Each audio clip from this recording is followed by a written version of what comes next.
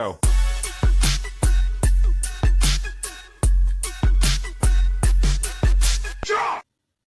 Let's do that one more time because it was Okay, let's glitching. go.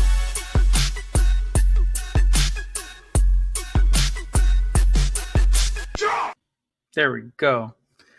How's it going, everybody? This is a re-recording. Why do I have to re-record?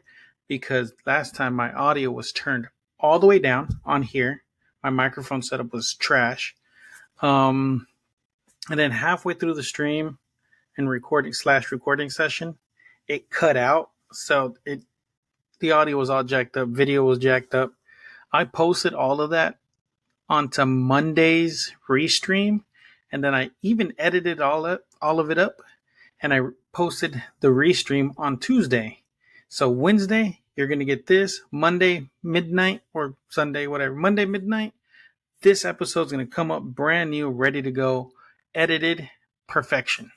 So Monday and Tuesday are fails. Wednesday is going to be the restream of the good episode. And then Monday is the episode for everyone to listen to on Spotify, Amazon Music, wherever else you get your podcast from. I'm also working on getting OBS set up so I can have transitions and audio effects and all that stuff, but that's going to be later. So let's get started with today's interesting fact for Mexico. I don't have any water. Oh, well. So Mexico City is sinking. The huge capital sprawls out for miles, heaves with life, but many people don't know that it was actually built on a drained lake. This means that the city is constantly sinking, with some estimating that this drop is as much as 12 centimeters per year. Maybe not quite a fun fact about Mexico if you're living in the city, but an interesting one for sure. And I get all my facts from Kontiki.com. Or actually, I get it from various different websites, wherever I pull, interesting facts from. Another one is that this one's an interesting one. Let me turn off my audio on my phone. What are you doing? Everything down. Okay. So this is an interesting fact, just because it also ties in to the U.S. So the golden eagle is Mexico's national bird. Everyone knows what the golden eagle looks like. It is the bird that is on everything in Mexico. It's on the back of the trucks. It's on their flag. The golden eagle soars all over the continental U.S. I gotta fix something real quick. Bam, there you go. The golden eagle soars all over the continental U.S. and even up to Canada. But south of the border, the majestic bird has a special significance. It's Mexico's national animal and even has a place on the country's coat of arms. However, you won't spot it in much of the country, as populations only tend to get as far south as Guadalajara. So why is that an interesting fact that ties into the U.S.? As of 2 weeks ago, if you would ask anybody what the national bird of the U.S. is, everyone would get it wrong. It'd all be wrong because everyone thinks that it's the bald eagle. It's on our coins. It's on our presidential seal. It's on everything. Everything that has to do with America, bald eagle, the screeching eagle. Everyone sees it, right? But for the past 246 years, we had no national bird. We did not have an official national bird. This is knowledge that I couldn't live with because I would have gone through and turned it into maybe a hummingbird, a blue jay, a mockingbird, something stupid. Roadrunner, that'd be funny. So that is one of the interesting facts that I came up with. Another interesting fact number 3, color TV was invented in Mexico. It is true. In 1963, the engineer Guillermo González Camarena saw his invention, technically called the trichromatic sequential field system, change television forever, as Channel 5 aired the kids show Paraíso de Infantil, Children's Paradise. in color. So next time you're admiring the details on your 4K screen TV, you can thank a Mexican. Next time you see a Mexican, say, hey, thank you for the TV. They'll probably think you're talking about a stolen TV, but who cares, right? And let's round it off with the good one. Let's see. Let's find a good one. Here's a good one. I like this one. There are still bullet holes in buildings from the Mexican Revolution. In the historic city of Puebla, there is a stunning house that appears like many of the other buildings around it. However, if you look up, you'll see there's bullet holes all over the home, a vivid and present reminder of the violence of the 1910 Mexican Revolution. The home belonged to the Cerdan family, many of whom were involved in the revolutionary activities. It's now an informative museum. That is crazy. That to this day you can still find the effects of the Mexican Revolution. So let's get on to the episode. I know we're already on the episode, but here is the script. So, see, there's supposed to be music and all this stuff, but whatever. So this episode is Haunted Haciendas, uncovering the dark secrets of Mexico's most terrifying estates. Now most of the stuff we're going to talk about are haciendas, but the last one we're going to talk about is a haunted house.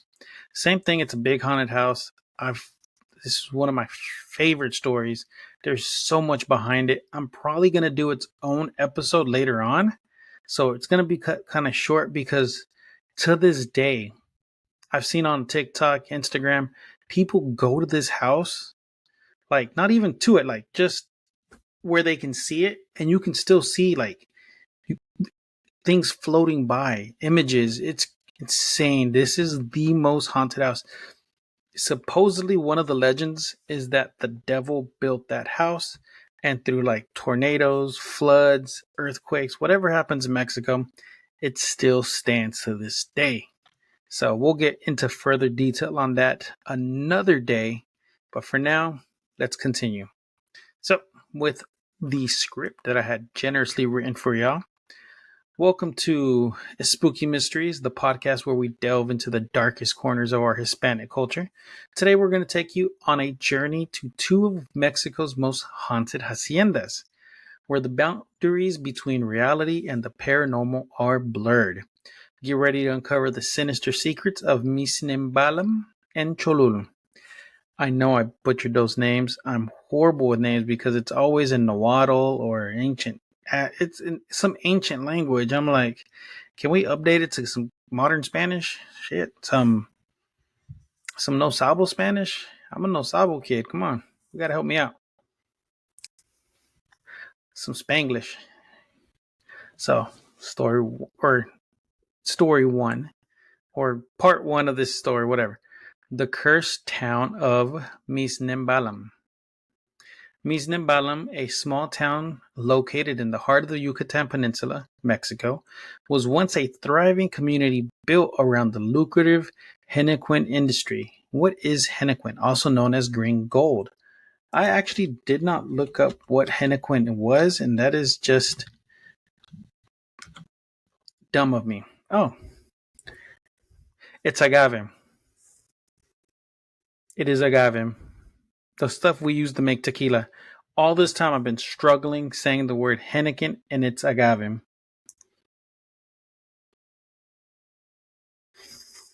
It's like the shoots of the agave. It's still agave. I should have done my research. Feel dumb. Okay, anyways. Also known as green gold. At its peak around 1920, Misimbalam was home to around 170 people. Families of workers who toiled day and night to harvest the precious crop. Tequila's good. However, 10 years later, the hennaquen industry began to decline, and the hacienda that was the heart of the community started to crumble. The population began to dwindle, and eventually in 2005, it was declared that there was no inhabitants left in Misimbalam. So by 2005, from the decline, people were like still living there, and they were slowly either dying out or leaving.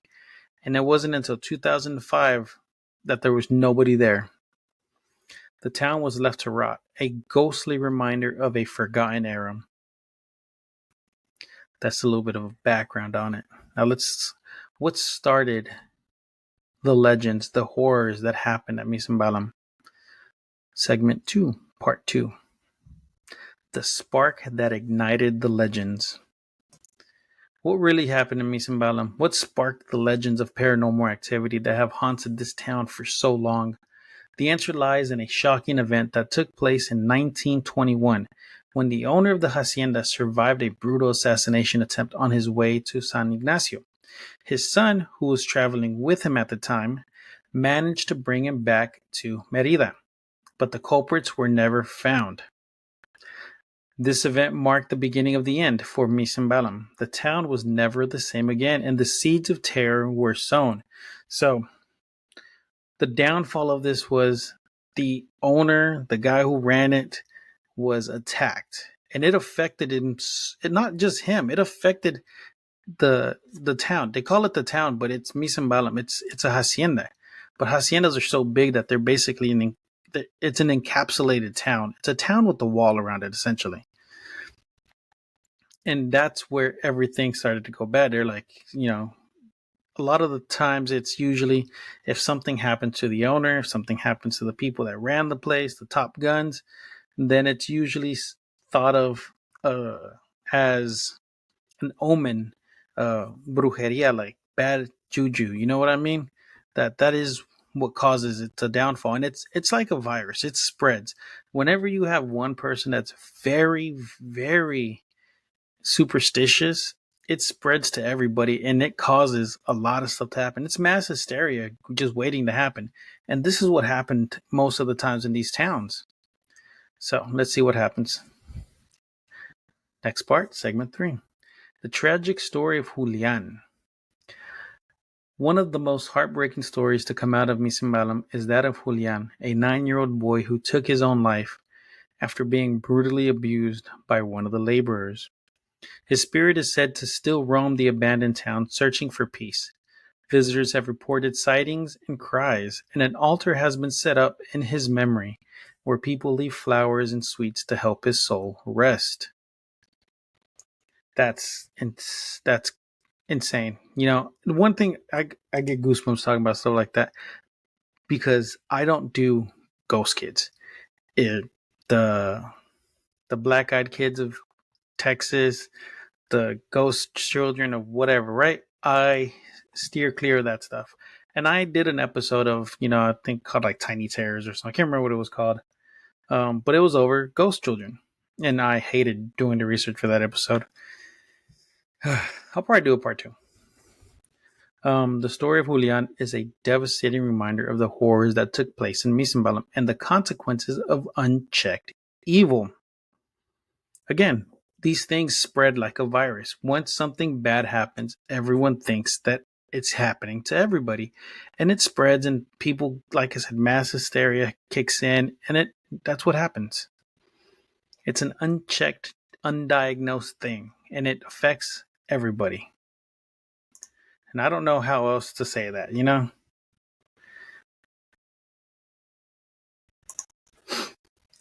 The next part, the mysterious monk. There's not much about this monk. He just appears. And then there's the legend of the monk, a figure in black seen wandering the abandoned buildings, particularly the old church. Some say he's a harbinger of doom, others a restless spirit searching for redemption. The truth is, nobody knows who he is or what he wants. But one thing is certain, his presence is felt throughout the town. Yeah, I wonder if there's pictures of it. I mean, I got the site pulled up, so let's look at Misimbalam. Let's take a look at it. Let's see. I want to share my screen, and I want the window next door. Share. So this is what it looks like. See, Mexican ghost town. We're not going to click on that because that's probably going to take us to a video. Actually, let's click on it. Maybe it'll take us to, a video. There you go. No pasar means do not pass. This is the entranceway. Like I said, this is all one building. It's essentially like a castle, but for the Industrial Revolution, or for farmers or whatever. But it was a big house with little houses around it. Like you can see another building over here, and there's probably like stables off to the side and a big pasture in the back. And what makes a hacienda is the main house, little smaller houses surrounded by a barrier. So it's its own town. It's an encapsulated town.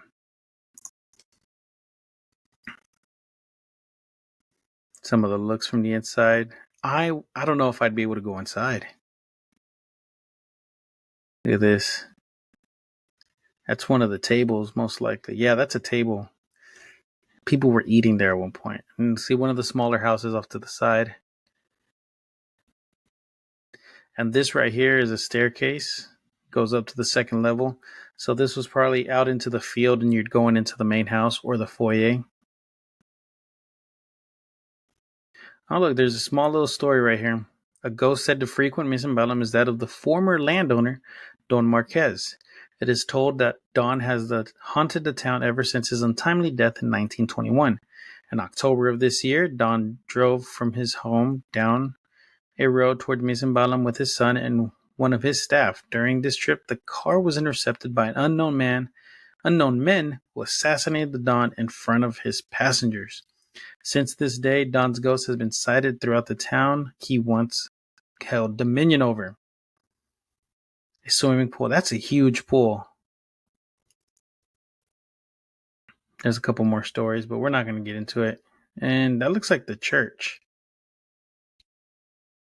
Yeah, it's a church. See? Without even looking at it, I can tell by the architecture and the way that is right here. Right here behind it was probably a walkway. But this is where they would have like a statue of the Virgin Mary. And this is where all the prayers would be, where the pastor would do his thing. I'm Catholic and I don't even know what it's called. I'm a horrible Catholic. So this goes into the back. But yeah, this would be where it is. Another house. An entranceway. But yeah, this is just an abandoned house. It's huge though. Like, check that out. Like, all this is the property. It has its own well. Misimbalam, Puebla Fantasma. Ghost town. Is that there? Ooh, that is cool. But yes, that's Misimbalam. Who built a modern home in a haunted town? Hey, more power to you. But yeah, that is Misimbalam. It's insanely haunted. I wouldn't want to go there. Maybe I would. I don't know. I like that kind of stuff. So let's move on to the next one. We have plenty of time to go. It took me like 10 minutes to get set up. Sure, why not? I don't know how long I've been talking. But Misimbalam is not the only haunted hacienda in Mexico. The ex hacienda de Cancabichen de Casares. Oh my God, I can't read. Located in the heart of Yucatan, Mexico, was once a thriving agricultural and livestock hub. Built after the Spanish conquest, this site was a testament to the region's rich history and cultural heritage. However, as the years went by, the hacienda's fortunes began to decline. The hennaquen industry, the agave industry, which was the backbone of the local economy, started to falter. The owners and residents of the hacienda were faced with hardships and struggles, and eventually the site was abandoned. I didn't do any research on this. Oh, I did research on it, but like I didn't pull pictures for this. Let's pull pictures for this. That's like a third haunted house, but it just quickly goes over it. I was like, yeah, it's only two main stories. So let's see. Okay, I'll share my screen with y'all again. And I'm probably sure I can find something real quick to talk about it. Cancabien. It's all in Spanish. Look, I'm not the best at reading in Spanish. Okay, so we're not going to do that. Wait, is this just another name for... don't tell me I'm dumb. Bam, bam, bam, bam. Oh, bullcrap. No wonder it didn't seem familiar. It's the same one as the next one that we're talking about. As the years went by, the hacienda's fortunes began to decline. Blah blah blah blah blah. This begins the legend of Cholul. What really happened in Cholul? What sparked the legends of paranormal activity that have haunted this place for so long? The answer lies in the tragic events that took place within its walls. One of the most chilling stories to come out of Cholul is that of the foreman Jose, who was decapitated by a vengeful fiancé after he abused his bride-to-be. The guilt and shame that followed led to a tragic series of events, including the fiancé's own death and the placing of a curse on the hacienda. Now again, if something happens to the owner or the foreman, like one of the top dogs, it causes a domino effect because it's a superstitious thing. They're like, if something can happen to someone so powerful, what's to stop it from happening to me? And like I said, it's kind of like a mass hysteria type situation where everyone thinks someone's out to get them when it's might not have been anything. But that's also where curses come from and things like that, because they think the land is plagued with all these things that happen, these coincidences, which some are coincidences, some are not. Let's go on with the story. The Revenge of the Ponds. Another legend tells the story of the owner's mistreatment of his workers, who were paid poorly and treated like slaves. The workers, fueled by anger and resentment, decided to take matters into their own hands and staged a revolt against the owner. The workers, fueled by anger and resentment, decided to take matters into their own hands and staged a revolt against the owner. They designed, they planned, and waited for the moment when their boss arrived after a road trip. After a trip he made, and he had neither both feet on the ground, when the employees jumped on him, they beat him at will and without compassion. So they felt that this man was so evil and their mistreatment was so just that they just beat him to death. And I can see this because some haciendas, it's like the plantations of the U.S. They're not the best places sometimes, most of the times. Again, like the plantations of the U.S. The man was left lying down, and with a lot of blood spilling around him, the employees believed that they managed to kill him. They were already taking away all his belongings when they realized that the alleged dead man had a tail similar to that of a kissing, a devil. They were shocked. So much of the employees fled the hacienda. I mean, if you think you killed a man and you look down and you see a tail like a demon, I'm running. I'm not sticking around to find out what's going on. And as an owner, if I know my people are superstitious and like super religious, super superstitious, things like that, I'm not gonna lie, I'm gonna go to the leathersmith and be like, hey, make me a tail. He's gonna look at me like I'm crazy. I'm like, look, just something that looks like a tail. I'm gonna wear it when I go out. That way, if something happens to me and I'm laying down, it's gonna stick out and they're gonna leave me alone. And there's a chance that I can go and survive. Is that what happened? No, because only I am that crazy. Did they see a tail? Maybe. Again, mass hysteria when these things happen. Today, many people claim to have experienced paranormal activity at Cholul. Oh, forgot. This is the segment called Paranormal Activity. Including feeling an extremely heavy environment, seeing shadows and apparitions, and hearing inexplicable noises. Others have reported being pushed, feeling like someone is watching them, and experiencing unexplained cold spots. The legends of Cholul are a testament to the enduring powers of the paranormal. So that is that. Yeah, I mean, these stories are old and they're from a long time ago, and they just don't leave because that's the way that things happen. Once it happens, it's gonna stick there. So that was. Let's get rid of this one. Let's go to this one. So this is Cholul. The other one that I looked up was the same thing. Like, look, check this out. This house right there.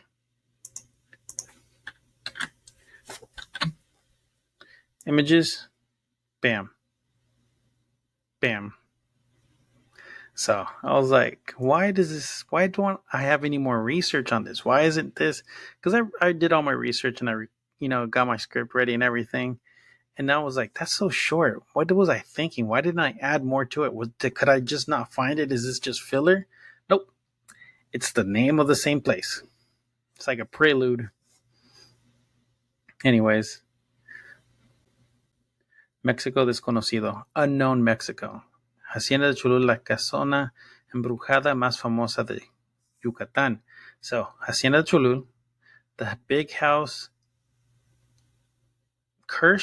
the most cursed and famous big house of Yucatán.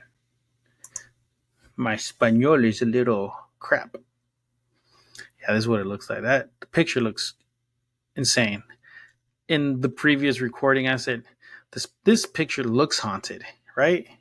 Like, there could be someone right here in the shadows that we don't even see. But I was like, but maybe it's just the way they took the picture. Because it's black and white and grainy. Of course it's going to look haunted. Nope. Even full color, it looks haunted still. It's from a different angle. And I think closer up. Yeah, closer up and to the left. So back here is going to be where the trees were and everything. But that is the haunted house. It just looks haunted. Is there more to it? Yeah.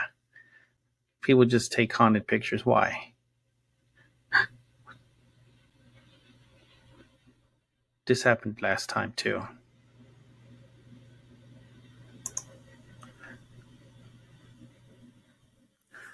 You're still recording? Oh, thank God. This happened last time too, and I was terrified because that's where I lost all my audio. Oh, that's a picture from above. The roof is caved in. I would not take a picture there.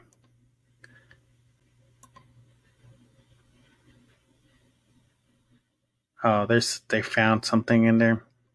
No, thank you. It's 2:30 in the morning. I'm about to go to bed. I don't need to look at haunted things like, oh, look what we found when we went there. No, that ain't happening. So, this next story is an impromptu story. We're just pulling this up out of nowhere. This is from murder.news. Now, this may not be the exact story that I'm thinking about, but the house looks like it. So let's continue, and I'll show y'all what this house looks like. I'm gonna read it from this article. In Chapultepec, Mexico, commonly known as the Bosque de Chapultepec, there is an urban legend about an old woman, her mansion, and her guests. The legend involves Tia Tonia, a wealthy old woman who lived in a mansion in the Chapultepec forest. The story goes that Tia Tonia was left a widow after her husband, a wealthy merchant, passed away. She was so devastated after her husband's death that she decided to share her inheritance, a large mansion and a large sum of money, with the homeless children of the city. After the children moved into her home, there are different accounts of how the story continues. In one version, the legend says the woman killed the children out of anger after learning they had stolen her money and jewelry. She murdered them by beating them to death and throwing them into the ravine near the mansion. Another story is that Tia Tonia poisoned the children because they were ungrateful and treated her badly. When she realized what she had done, she unalived herself by eating the same poisonous food. Similar to the previous two accounts, the third account of the legend is that Tia Tonia murdered the children, but this time she killed them with an axe. The children were mean and would take advantage of Tia Tonia. Eventually, her patience waned and she snapped. After her anger subsided, she unalived herself out of guilt. The legend, according to USC Digital Folklore Archives, takes the opposite approach, claiming that the children banded together to kill Tia Tonia in order to steal all her money. The children then moved the woman's body into the attic, but soon after her death, they would be haunted by the woman's angry spirit. Eventually, the woman's spirit would drive the children out of the house and lead them to their deaths. From then on, it was said that the mansion was haunted by the spirits of the children of Tia Tonia. The legend has enticed many people to search for the home in hopes of having a paranormal experience. There are some people that have confirmed Tia Tonia's house is haunted, claiming that a group of students died trying to cross the bridge that led to the entrance of Tia Tonia's mansion, and that if you are near the house, you can hear the cries of murdered children. Y'all want to see the house? Y'all want to see this house? This house is huge in the middle of nowhere. And again, it looks haunted. Like, I don't know. Like, why would you live in, everyone's dream is like, a lot of people's dream is like to live in the middle of nowhere, surrounded by no one, the woods, out in the country, things like that, right? But this place it looks mysterious. Like, this genuinely does look mysterious. Oh, Alaska. Where's that from? Boynton, Florida. Nah. This looks haunted. This isn't the house I thought it was. The other one is a lot crazier of a story. But we'll probably do haunted houses in the middle of nowhere, something like that. There's one where there's a spiral staircase that goes all the way up. It was built for a wealthy man and his daughter or his son or daughter that was in a wheelchair. And then something happened and they took off down the ramp and flew over the edge. And like, there's pictures of there's not pictures of the actual incident, but there's like ghost pictures of the body falling, and it's insane. That's one of them. And like I said, there's another story that I know of that's terrifying. But we'll go into that another week. I left it up to everybody on what my next episode's going to be. So if you would like to leave a suggestion, please let me know. I have something else set up already. So again, it is entirely up to y'all. Y'all can pick and choose. If I don't hear back from y'all within a week or two, well, within a week, I'll make my own. In a week, 2 weeks, y'all can pick. But I'm going to keep doing my research starting Monday when the episodes all air. And then we'll see what happens from there. So let's officially end this episode. Bring back my script because I even have an ending. All the way down to the bottom. Oh my goodness. So much words.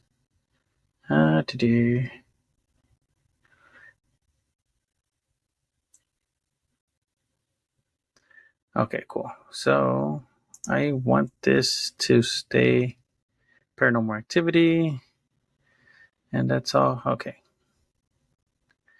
so I left off the enduring power of the paranormal. Teleprompter. Pop it out. Bam. I messed up. I lost it. Hold on. Down, down, down, down. All the way to the bottom. That's the monk. Heritage. Blah, blah, blah. If I wouldn't have lost my place. Okay, here we go. We're at the bottom now.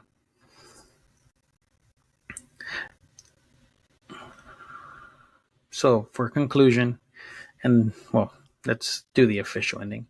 And that's all for today's episode of Take Two. And that's all for today's episode of Spooky Mysteries. We've explored the dark secrets of two of Mexico's most haunted haciendas, Misimbalam and Cholul. From the tragic stories of Julian and the foreman, Jose, to the paranormal activity that haunts these places, we've delved into the heart of darkness that lies within these abandoned estates.